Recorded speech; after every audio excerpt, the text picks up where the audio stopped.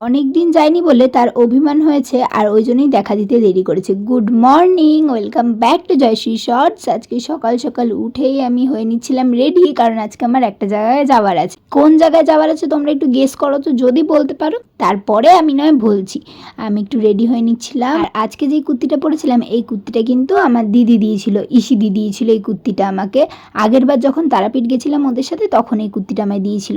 যাই হোক, রেডি হয়ে নিয়েছিলাম, এটা হচ্ছে আমার ফুল লুক। তারপর আমার বাবা ছেড়ে দিয়ে আসতে গেছিলো স্টেশনে, দেন আমি ট্রেনে উঠে বেরিয়ে গেছিলাম তার সাথে দেখা করতে। কার সাথে দেখা করতে বলছি আজ অনেক দিন পর গেছিলাম শ্যামসুন্দরী মায়ের সাথে দেখা করতে। আগে যতবারই গেছি ফাঁকায় ফাঁকায় গিয়ে পুজো দিয়ে এসেছি, কিন্তু এইবার মনে হয় মায়ের আমার উপর একটু অভিমানী হয়েছে, কারণ অনেক দিন আমি মায়ের সাথে দেখা করতে যাইনি। অনেকক্ষণ লাইনে দাঁড়ানোর পর কিন্তু অবশেষে সে আমাকে দেখা দিল। আর মায়ের মূর্তিটা আজকে এত সুন্দর দেখতে লাগছিল কি বলবো। ওখানে গিয়ে পুষ্পাঞ্জলি দিয়ে বাড়ি আসলাম। বাড়ি এসে দেখি একটা পার্সেল এসছে, সেটাই ওপেনিং ভিডিও শ্যুট করছিলাম। দেন সন্ধেবেলা আবার রেডি হয়ে বেরিয়ে গেছিলাম দিদিভাইয়ের সাথে। মোড়ে গেছিলাম, কেন গেছিলাম সেটা বলছি পরে।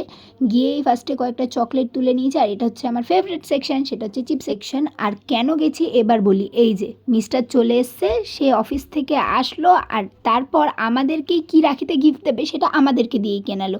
যাই হোক, তারপরে আমি আর দিদিভাই দুজন মিলে গেছিলাম মিষ্টি আনতে। মিষ্টি নিয়ে তারপর দিদিভাই আমাকে খাওয়ালো ফুচকা।